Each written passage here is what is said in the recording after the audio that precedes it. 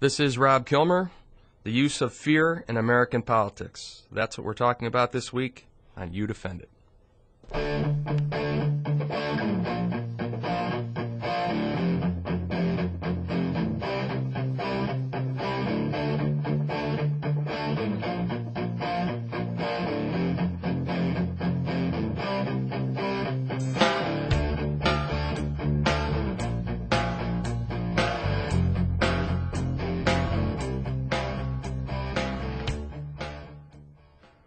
Welcome to You Defend It with Rob Kilmer. The phone number to call into the show is 607-772-1290. As always, callers to the show will need to take a position, be able to defend it, with an argument that is factual, not emotional. And if you can't make your point without insulting someone, you can't make your point on this show. Callers and guests will be treated with complete respect. For my part, I will ask questions that matter and give people the opportunity to answer. My website is www.youdefendit.com. That's youdefendit.com. You can give me your comments on the show anytime. By Friday of each week, I will have the topic up for the next show. You can also visit my blog through the site, and you can read my posts and leave your own.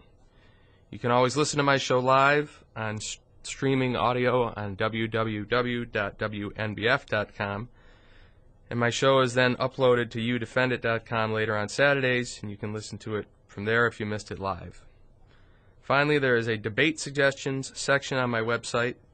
It's at the top of the homepage. You can leave me your thoughts on topics, debaters, and questions. All right, this week's topic is fear and the use of it in American politics. And this, for me, was really prompted by two stories that are in the news right now. One is current, and that is the healthcare reform debate. The other is from a new book by Tom Ridge, who was the head of Homeland Security under President Bush. I'm going to read a couple articles about the Ridge's book and also about the healthcare reform debate. I want to get through those right away so we can talk about them. Okay, this is from CNN Online from yesterday. Headline is, Ridge, Bush officials sought to raise terror alert before the 2004 vote. Former Secretary of Homeland Security Tom Ridge says he successfully countered an effort by senior Bush administration officials to raise the nation's terror alert level in the days before the 2004 presidential vote. Ex-Homeland Security Chief Ridge says he was pushed to raise the terror alert before the 2004 election. Quote, an election eve drama was being played out at the highest levels of our government, end quote, after Osama bin Laden released a pre-election message critical of President George W. Bush, writes Ridge in his new book, The Test of Our Times. Attorney General John Ashcroft and Secretary of Defense Donald Rumsfeld strongly advocated raising the security threat level to orange, even though Ridge believed the threatening message should not be the sole reason to elevate the threat level. The former Pennsylvania governor also writes that he saw no reason for the move, which he now calls a bad idea because additional security precautions had already been taken in advance of the election. We certainly didn't believe the tape alone warranted action, and we weren't seeing any additional intelligence that justified it. In fact, we were incredulous, Ridge said of the push. I wondered, is this about security or politics? The idea that an attack might take place had been discussed, he says, but at this point there was nothing to indicate a specific threat and no reason to cause undue public alarm. It also seemed possible to me and others around the table that something could be afoot other than simple concern for the country's safety. In the end, the threat level was not raised. Francis Townsend, a former Homeland Security advisor to President Bush and now a CNN contributor, denied politics played any role in the request to raise the threat level. There was a debate, Townsend said Thursday on CNN's The Situation Room. Tom Ridge wasn't the only person in that meeting who suggested that the terror alert shouldn't be raised. At no time was there any discussion of politics at the meeting. And the president was made a recommendation, a consensus recommendation from the council that he accepted not to raise the terror alert. According to 2004 exit polls, 1 in 5 voters said terrorism was the most important issue to them. Of those, 86% voted for Bush, 14% for Kerry. Ridge said he had mixed emotions about the incident at the time, and that after it ended, he knew he had to follow through on his plans to leave the government. Okay, and I want to read before we go to the first break, two quick stories from about the health care reform debate that we are supposedly having right now. This is from the Huffington Post, August 7, 2009.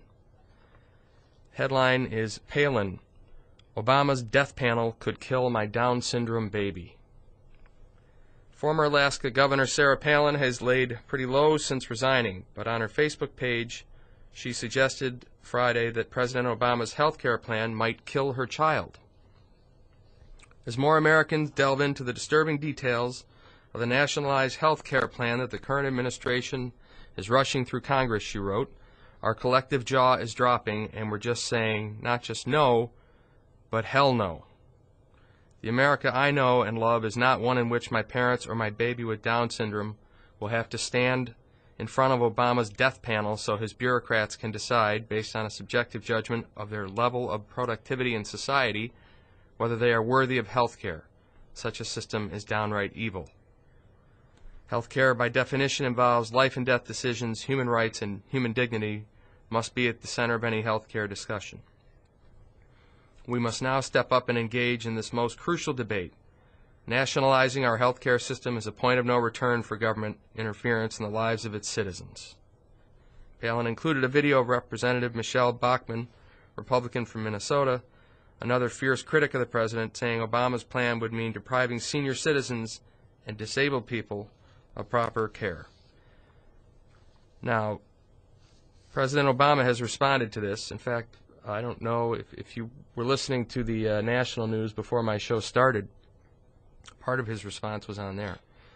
But I have another brief article. This is from Free Republic Online. This is August 15th, 2009. Obama criticizes scare tactics of health care reform critics. President Obama on Saturday criticized what he termed as the scare tactics of opponents to health care reform. He told a town hall meeting, what is truly scary is if we do nothing to solve the nation's health care problems. Obama said Americans should no longer be, quote, held hostage by insurance companies that deny coverage for various reasons. And he attempted to deflect some of the sharpest criticisms of his health care bill before Congress from those who say it would mean government control over the health care system. Quote, I don't want government bureaucrats meddling in our health care, but the point is I don't want insurance companies' bureaucrats meddling in our health care either. End quote. Unleashing a cheer from the audience. Obama's focus on insurance companies, a theme of earlier town hall meetings in Montana and New Hampshire, as well in recent days, was an attempt to regain the upper hand in the health care debate and deflect the impact of increasingly vocal and organized critics. The president said the current health care system and the policies of insurance companies are hurting too many families and businesses. Because we're getting close, the fight is getting fierce, Obama said. The critics are fighting back by trying to scare the American people because of all the scare tactics out there. What is truly scary is if we do nothing. Okay, so the people who are opposed to health care reform are saying things like death panels. And Obama comes back with the fact that we are being held hostage by insurance companies. I mean, I don't know if he doesn't realize that he's engaging in the same sort of fear-mongering that the other side is, but I think it's become so commonplace people don't even realize they're doing it. We are not being held hostage by insurance companies. They are for-profit businesses making for-profit decisions. This is about economics and math. It's not about hostage-taking or anything like that. I'm not big on insurance companies, and I don't defend them often, but I at least do it when I talk about them. I try and do it realistically and in the context of what they actually are. They're businesses. They're out there to make money. Now, if you want to regulate them, regulate them. But the pursuit of profit, that isn't hostage-taking. That's capitalism. All right, we're going to take a quick break, and we'll come back and start talking about this. You are listening to You Defend It with Rob Kilmer right here on News Radio 1290 WNBF Binghamton.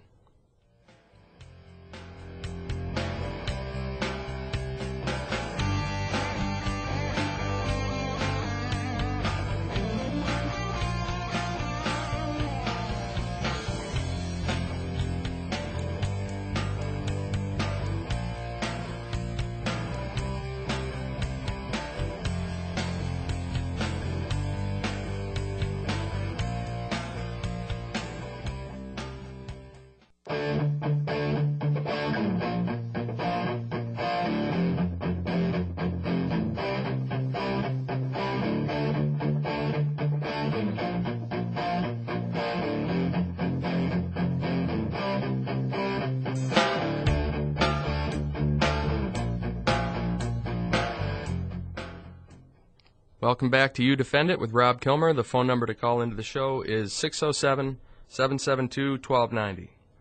All right, we left off talking about some of the articles, or reading the articles, regarding Tom Ridge and the health care reform debate, so to speak, that is going on right now. Now, the death panel myth, by the way, and it is a myth, arose out of a provision in one of the versions of this health care reform bill that's being discussed and considered in Congress right now that would have covered the cost of consulting with a doctor about end-of-life care. That's it. And then, people just ran with it. There is certainly no provision in any bill that is being considered that involves impaneling people to sit in judgment of who should live and die based on whether or not they are worthy of health care. That is an absolute myth. It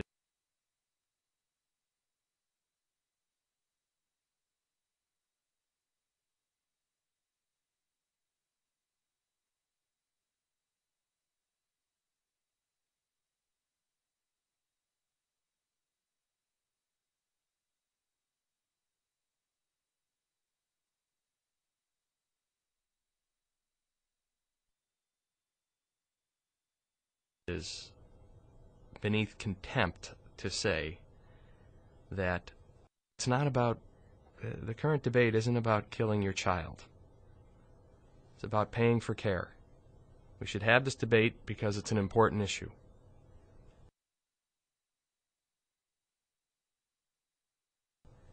And we've let it languish too long without addressing it. So let's have the debate. And there's, believe me, we've had the healthcare topic on this show a couple weeks in a row, really. And I've never had more calls. There are lots of other things in the healthcare reform debate to debate. We don't need to go down that ridiculous road to derail reform. And as I said last week, she's got former Governor Palin.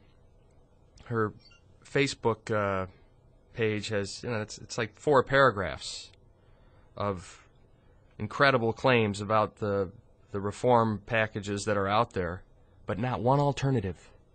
Not one. If you're not part of the problem, or part of the solution, you're part of the problem.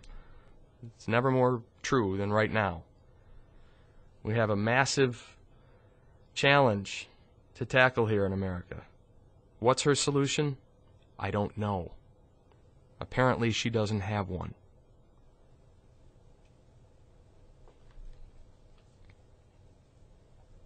And Americans should reject that. And as far as the terror alert goes, the Tom Ridge story, just think about that phrase. Terror alert. We're going to raise the threat level. I mean, are you kidding me?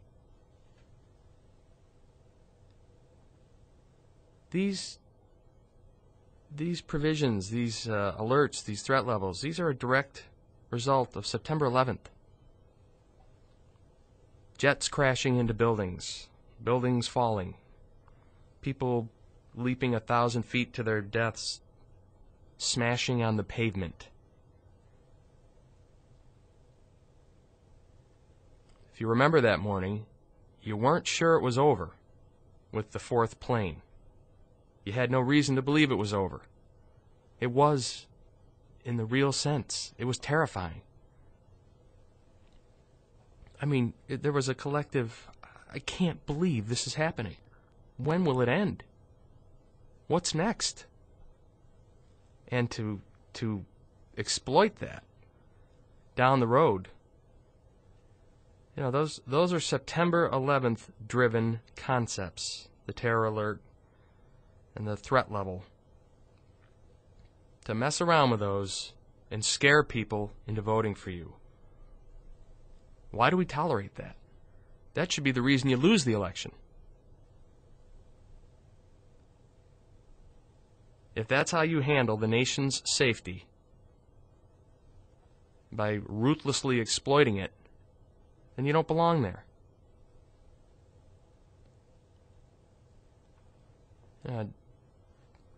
I'm a fair guy when it comes to George Bush.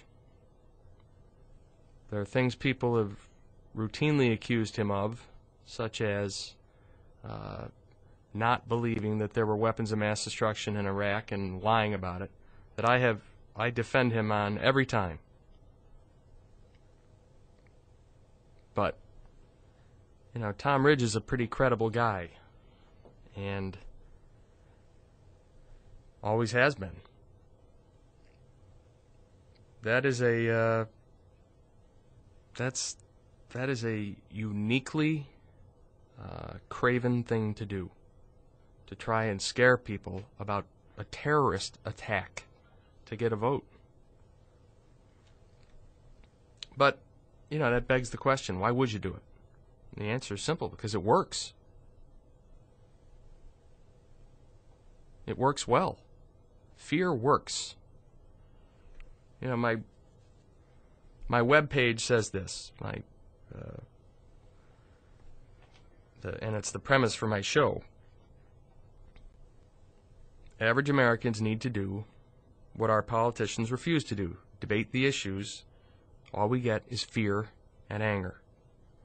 Our Congress and President frame the discussion of the problems we face by telling us two things: who to fear and who to blame. That text has been on my website since the day it went up, and that is the premise for my show and what needs to change. It's also the premise for the debates.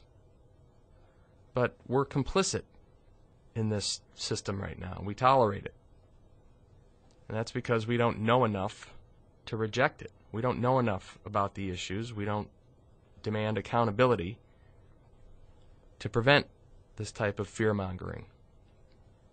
If we had an engaged and informed public on the issues, tactics like this would be rejected out of hand. They wouldn't even be attempted for fear of the justified backlash that would ensue. You can't lie to somebody who knows the truth and scare them. You can't make people afraid of what they know isn't there. But we don't have that right now. We have a public that doesn't know what is there. And there's too much reliance on what people tell us. We need to make them accountable for what they tell us.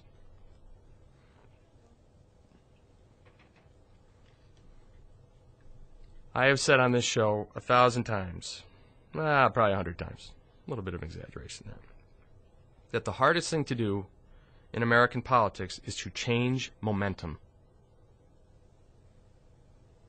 And fear creates momentum. It is the ultimate emotional argument, and it creates momentum. It gets an issue moving in a certain direction. I have read more and heard more about death panels and socialized medicine than I have about the actual substance of these bills that are being debated.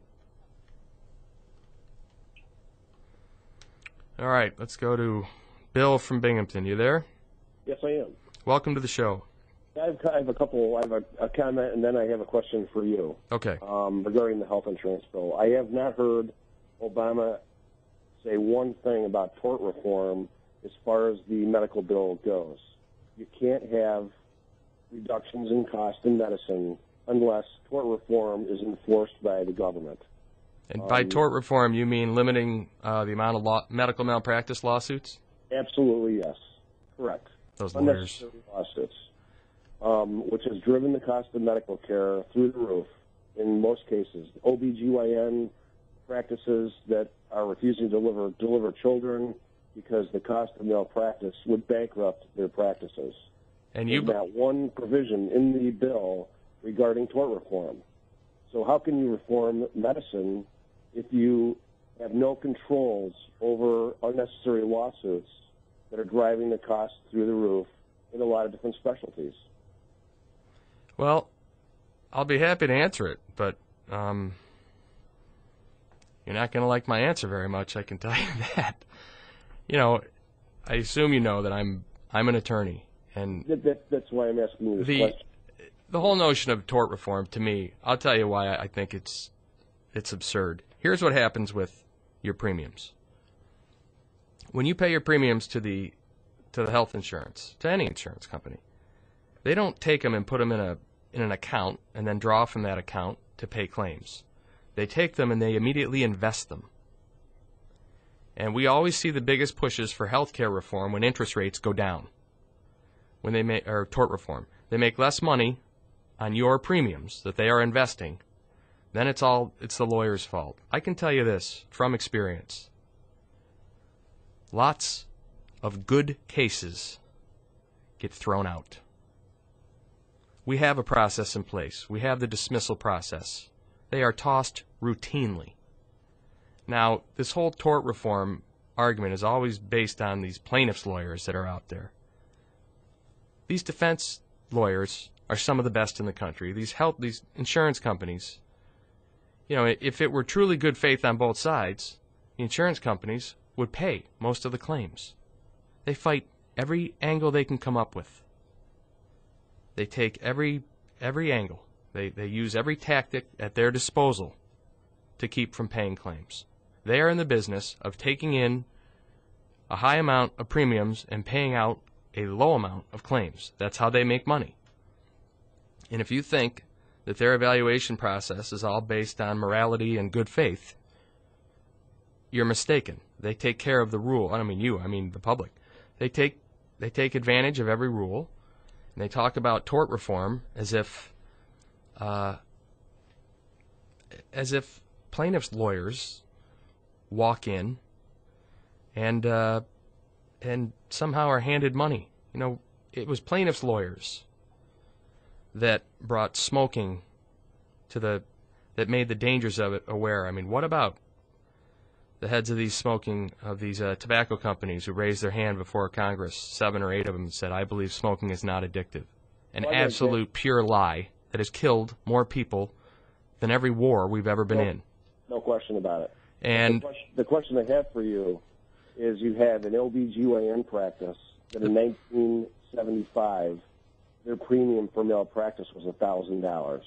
Right, now it's $300,000. Correct. Right, but that's a decision. Effect, if you multiply that across 50 states, you have, the impact on the cost of delivering care has been so exasperated. That's just one of the, besides the cost of technology and everything else. I agree. It's exasperated the cost of medical care. It has to be reined in. But there has to be some controls on it. The question there, though, is why is the premium so high? And I don't think they're paying out so much. I disagree. I don't think they're paying out any more than they ever have, and they should pay when mistakes are made. Believe me. I guess it's high because of fear. It's fear for the insurance company that this unending, people spilling coffee on their laps at McDonald's are getting $15 million. You know what? I got to take a quick break here, but when we come back, I'm going to talk to you exactly about that case and why I believe it was $1 million a woman was awarded for. Basically, I think she spilled coffee. She got it at a drive-through, spilled it in her lap. It scalded her. All right. we got to take a break. I'm a little past it actually, and thanks for calling in. But I will talk about that case when we come back. And I also want to mention on the healthcare was just the mindset of Obama being a very liberal socialist type person. The matter of the individual, people are afraid because the individual doesn't matter to a socialist. They're looking at the whole, the old Marxist routine of looking at the whole instead of the individual. The individual doesn't matter. That's all I was going to say. Thanks a lot. Hey, thanks very much for calling in. Okay, we're going to take a quick break for local news and be back after that. You are listening to You Defend It with Rob Kilmer right here on News Radio 1290 WNBF Binghamton.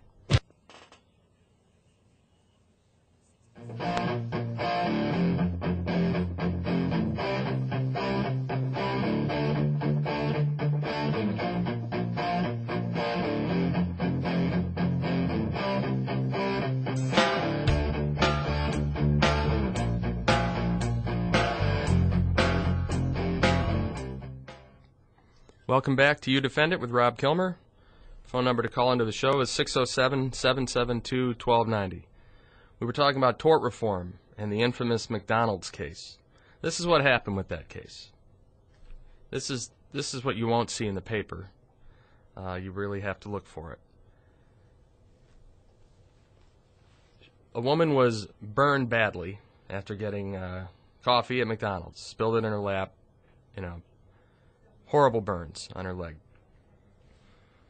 And during the discovery phase of the trial, where both sides have to exchange information, it was disclosed that McDonald's had received hundreds of complaints and warnings about this, and that they had conducted an analysis of what it would cost to lower the temperature of their coffee nationwide.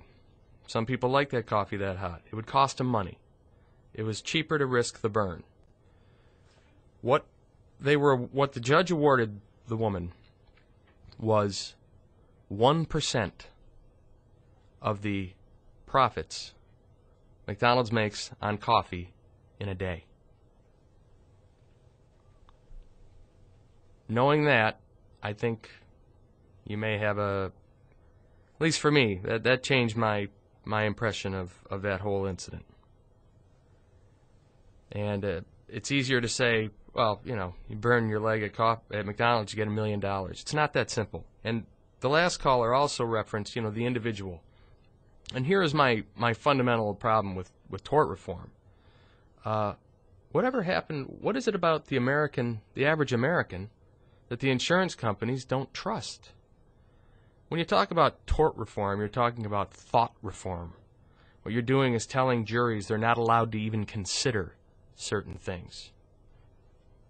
What is it about the judgment of the average American that the insurance companies don't trust? Let the jury decide for themselves. Believe me, they come back with 0 when they don't buy in. I'm okay trusting the American public. I'm comfortable with our system. We have the greatest system in the world. 12 strangers sit in a box, you got to convince them. In civil cases, there's fewer jurors, but you got to convince all. It's got to be a persuasive case you're putting on, and you're up against some of the best lawyers in the country. But this notion that plaintiffs' lawyers walk into court and are handed checks is ridiculous. Okay. We have Frank from Appalachian. Welcome, Frank. Morning, Mr. Kilmer. How are you? I thought you were going to ask, what about lawyers the average person didn't trust? Well, I was waiting. It's only a 1-hour show. I really have to agree with you there. I'd like to talk a little bit about scare tactics. One of my favorite TV programs, but scare tactics in politics in this instance. I heard President Obama go on TV, and he was talking about a child with a sore throat, and the doctor sees that he can make more money by pulling out the tonsils, and he goes into some tirade about cutting off a person's foot and making $30,000, off that. I couldn't believe what I was hearing. I mean, I don't think he's ever been to a doctor. The doctor doesn't do the surgery. The doctor sends you to a specialist. And saying that the surgeon makes $30,000 off an amputation is ridiculous. No, I agree with you that both sides are doing it. I mean, I found it. That's why I read Obama's comments this morning. You know, in an effort to stop scare tactics, he's engaging in scare tactics. But you know, further than that, we have. You know, I've heard we have to pass this 1,000-page bill before anyone can read it or debate it. We have to pass this 1,000-page bill or the whole economy will crash. And that was the same problem with the stimulus package. This is crazy. I mean, we should be debating these tremendous changes for 6 months or a year before we do any of this. And we should be debating them on national television. Absolutely. I agree, as you might be aware. I think the Republicans should put up their best opponent. Hopefully we'll have a solution of his or her own also. And Democrats should put up their best person, and we should have a 90-minute debate on national television with substantive questions and substantive answers about what this health care reform would mean, what's in the bills, what isn't, you know, how it would work, if it worked, why it would work. But we won't have that. Well, grudgingly, I agree with you. Frank, after all this time, you can't agree with me more happily than that? Well, I said I do. Oh, well, semi-happily. Okay. All right. Well, thanks for calling in. Okay, bye. Bye. All right.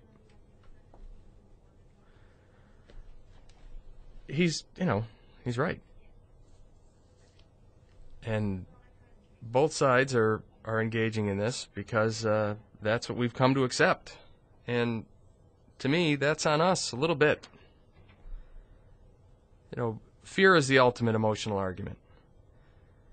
And what would happen if you eliminated emotional arguments, from the debates, from the discussions we have over current issues?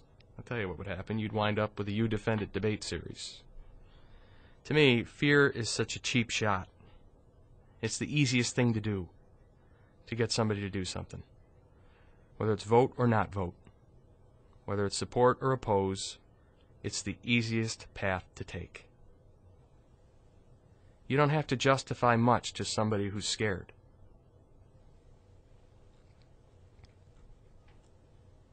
Cable has made fear more marketable. The advent of cable politics, you know, it's just become a bonanza of fear. And that's why I'm pushing my debates. You know, all these attacks, all these scare tactics, these are all lines that have been come up with well in advance, delivered at just the right moment, with just the right pitch, to scare people. And the beauty of the You Defend It debate series is that the more you rehearse, the less you are prepared. Either you know what you're talking about and believe it and can defend it and support it, or you don't. Blame and fear won't get you there in the types of debates I envision. What will get you is a judge interrupting you, a judge who is determined as I am, to rid our national dialogue of gang tactics. You know, intimidation and fear are not the way to speak to people you respect and represent. Those are not the tactics you use when you respect the people you're dealing with. There's no respect. Fear is easy. Alternatives and solutions, they are not as easy. All right, we're going to take one more break, and then when we come back, I'll get to the phone calls. I've got 3 of them on there now, and I should be able to get to all of them. But, you know, on the news this morning, Obama's talking about scare tactics. And in an effort to counter them, he's using fear of insurance companies holding you hostage. And we are in a position now with technology and with the ability to get our voices out there, to bring that to an end, and we should. We'll be back.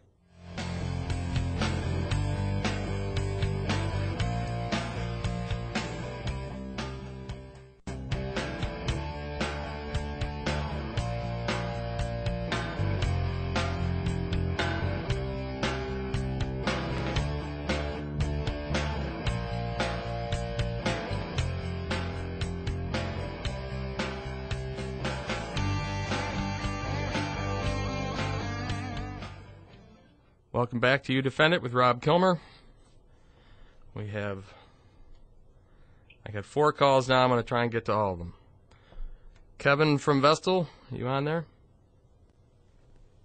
On line 1? Line 2. I'm sorry. Lucas. Yes. I'm here. Can you hear me? Yes, I can. Welcome to the show. All right.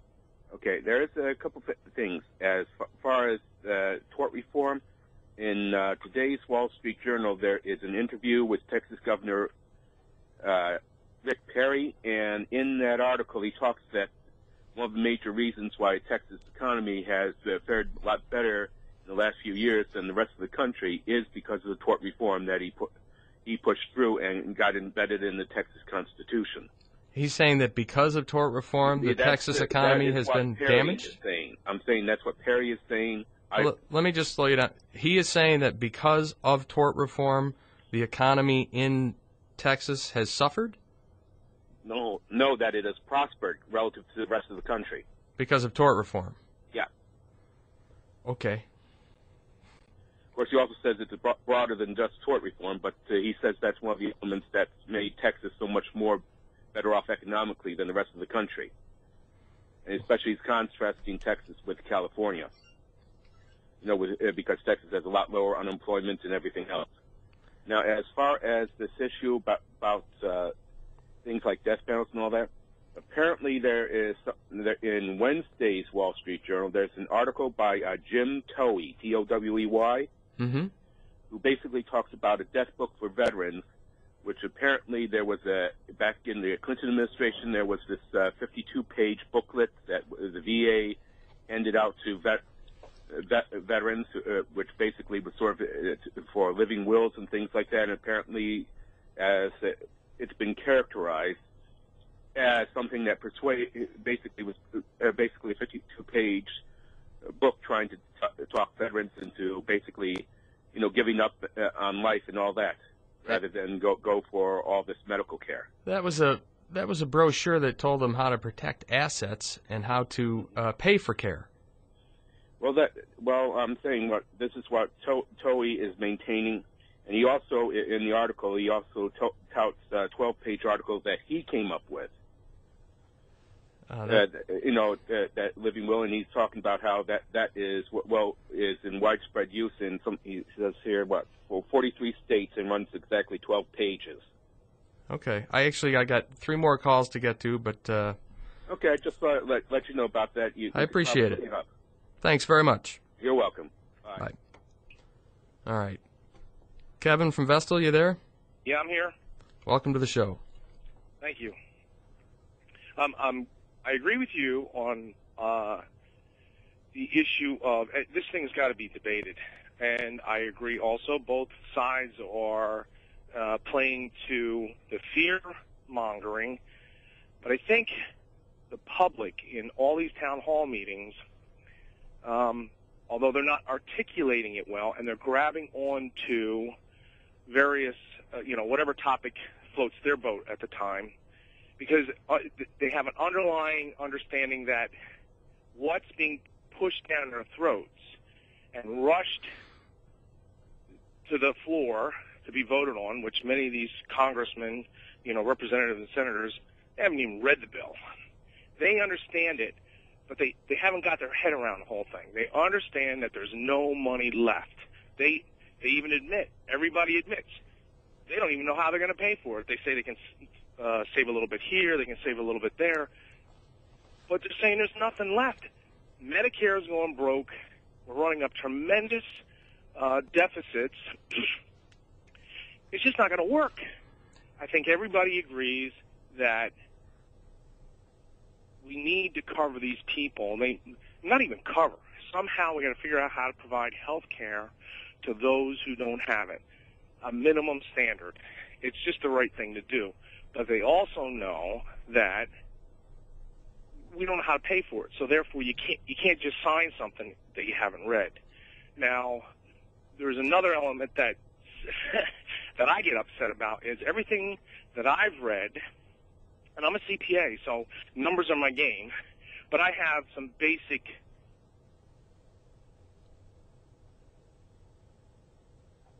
You there?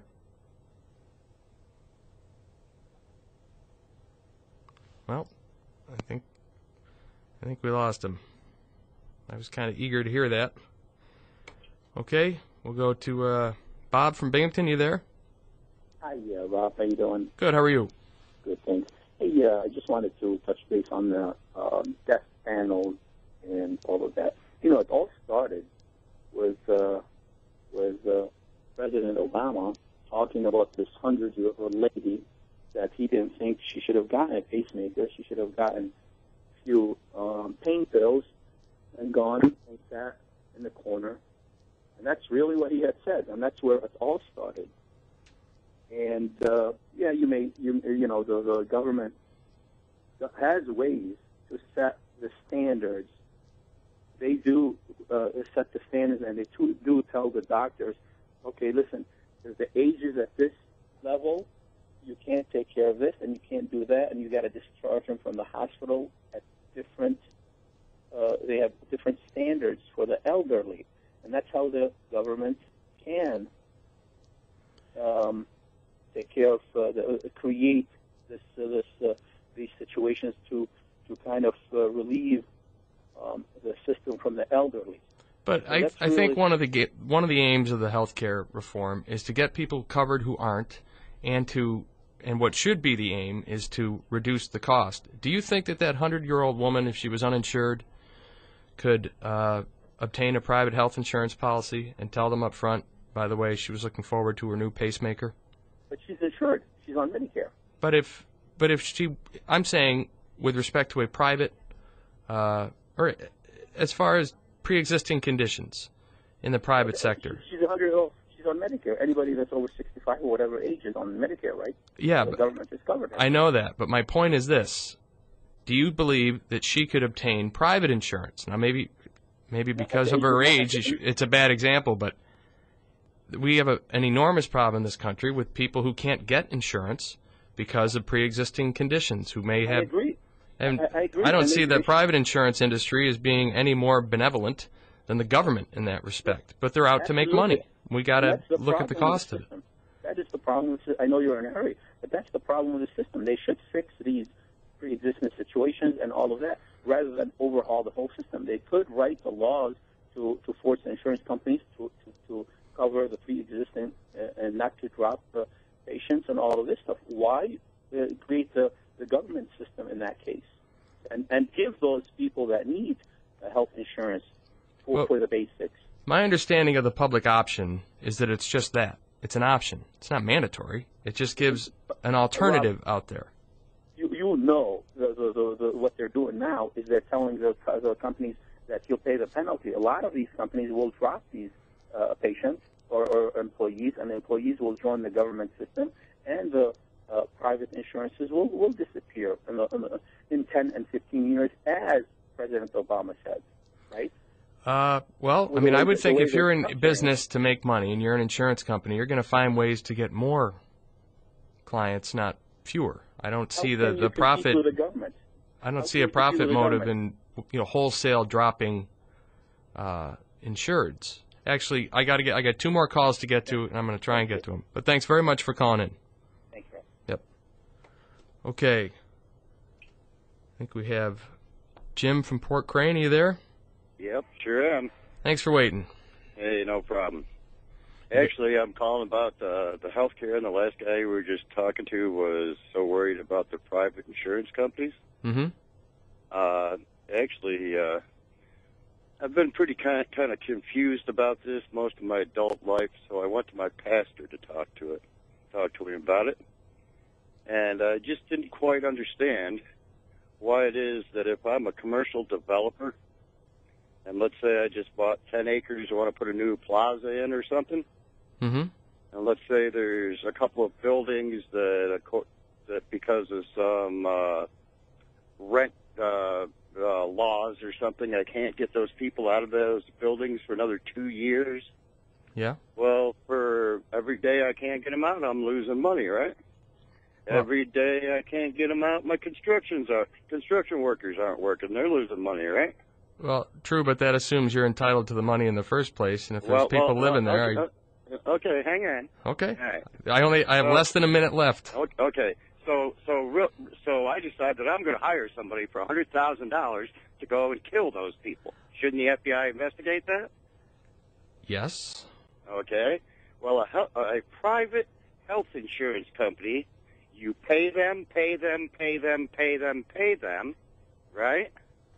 Yeah. And then when you get sick and you need something to save your life, they find a way to not give it to you after you have paid them, correct?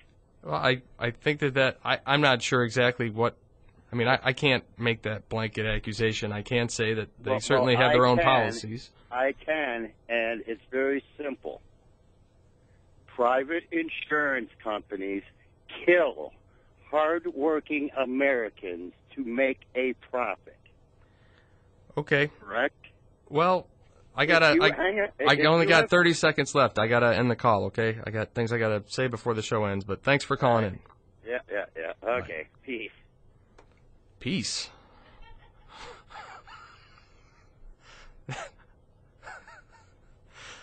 I'm sorry. I don't think he's got peace on his mind. That's going to do it for you, Defend It. We'll be back next week. This is Rob Kilmer on News Radio 1290 WMBF Binghamton.